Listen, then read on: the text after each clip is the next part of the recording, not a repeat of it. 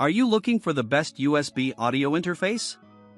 In this video we will look at some of the 5 best USB audio interface on the market.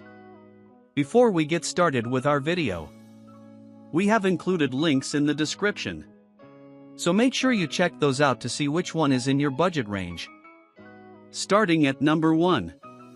Focusrite Scarlett 2i2 4th Gen. This USB interface offers a friendly design that's packed with useful features. But we don't love the rear panel placement of the microphone inputs. The Focusrite Scarlett 2i2 4th Gen is our favorite 2-channel USB audio interface for most musicians because it offers logically laid out controls and indicators. It's one of the few interfaces we've encountered that never forced us to think about which control or connection to use, or how to use it. Simply put, using the Scarlett 2i2 felt as intuitive to us as a favorite hammer would feel to a professional carpenter. The latest, 4th Gen version incorporates some useful features not found on our previous top pick, the Scarlett 2i2 3rd Gen. Setting gain is easy, no matter how experienced you are. The 4th Gen model adds an auto gain function to set recording levels automatically. This comes in handy for beginners and even for experts during long recording sessions when their focus might be flagging. Auto gain produced more conservative settings and thus a weaker recorded signal than we would have set manually, but it always gave us a solid result nonetheless. You can still set the gain manually and more quickly just by turning the input level knob and watching the level metering LED ring surrounding the knob. It works the same as on the last couple generations of Scarlett 2i2 interfaces. There's also a new clip-safe feature that makes it impossible to record at too high a level, which would clip or distort the signal. However, because it can squash the dynamics of a recording, we'd use it only when recording an amateur musician or an overly rambunctious podcast guest who's incapable of performing at a consistent level. Number 2. Focusrite Vocaster Two. I didn't realize I needed a different USB interface for podcasting, but after just 5 minutes of using the Focusrite Vocaster Two, I didn't want to record a podcast with anything else. This interface isn't our choice for recording music, but anyone who is serious about podcasting will probably find it to be well worth the investment. Its design and features are perfect for podcasting. The Vocaster Two has headphone outputs for a host and a guest, plus large headphone volume knobs for you to adjust the listening level. It also offers a mute button for each input, a huge convenience when you need to cough or clear your throat, and the Bluetooth connection makes adding background and bumper music simple. The Vocaster Two also has 3.5mm stereo connections for line input from an audio device and a camera. The best feature is the Enhance tool, with which you select one of 4 sound presets independently for the host and the guest. The presets are labeled Clean, Warm, Bright, and Radio. All add dynamic range compression to smooth out the peaks and dips in the sound, plus a low-pass filter to reduce bumping sounds, footfalls, and microphone handling noise. The operation of the modes is pretty consistent with what the names suggest. Our favorite was Radio, which cut the mid-range a bit and boosted the bass. My podcast partner, Dennis, and I both found ourselves using it all the time because it made our voices sound a little fuller and clearer. Number 3. Universal Audio Volt 2. For certain people, specifically, anyone needing 5-pin MIDI jacks, the ability to record to an iPhone, or a more powerful headphone amp to drive their monitoring headphones, the Universal Audio Volt may second be a better choice than the Focusrite Scarlett 2i2 4th Gen, but we found its layout and indicators to be less user-friendly. It has some nice extras that our top pick lacks. The MIDI jacks will come in handy if you have an older keyboard, sampler, or drum machine that has 5-pin MIDI connections but no USB and you want an integrated solution instead of having to use an adapter.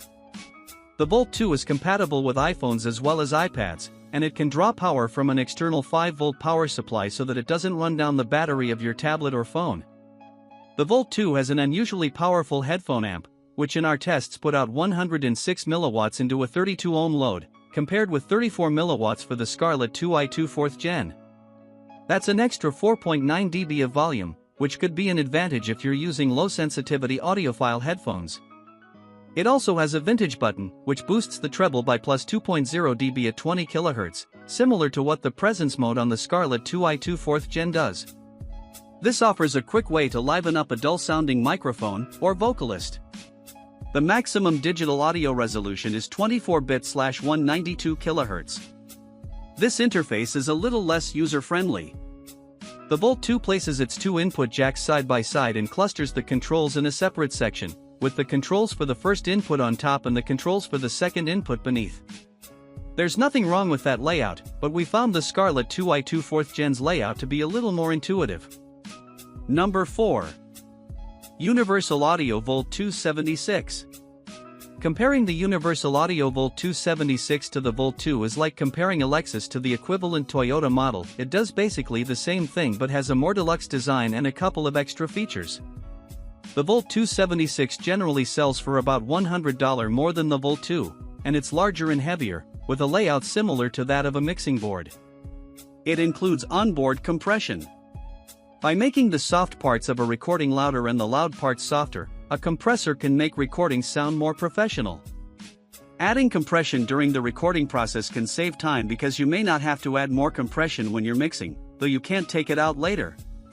The onboard compressor also makes it a little easier to avoid clipping when you're setting the record level. The Volt 276 offers one compressor per channel, with no controls other than presets for 3 modes: vocals, guitar, and fast, which works well for drums. We were happy to hear that none of these modes imposed the heavy-handed, suck the life out of the music compression effect that many audiophiles complain about. Its design and layout give it a more professional feel. With its wood sides and uncrowded layout, this USB audio interface has a more serious, professional appearance than most others. It has twice the desktop footprint of the Focusrite Scarlett 2i2 4th Gen, but that makes it more stable, which could come in handy when you are connecting and disconnecting cables. Number 5. Audient Evo 4. The Audient Evo 4 is a great choice for budget-minded beginners, not just for its low price but also for its Smart Gain automatic gain setting function, which ensures the input levels aren't too high, too low, or unmatched.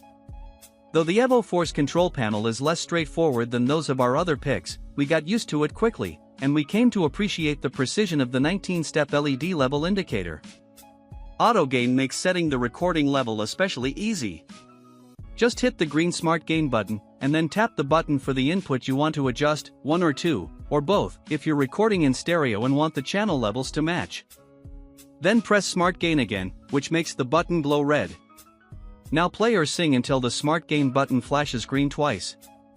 In our tests, Smart Gain always gave us a recording level with a fairly strong signal and low noise, and it never left us in a situation where we risked clipping, that is, distortion, due to a too high input level. We were consistently satisfied with the results, and we think most amateur recording engineers would be too. If not, the Evo 4 also lets you set gain manually by pushing an input button and turning the knob. You might be able to get a stronger signal level this way, but the tweaking process isn't as simple as it is with the Focusrite Scarlett 2i2 4th Gen.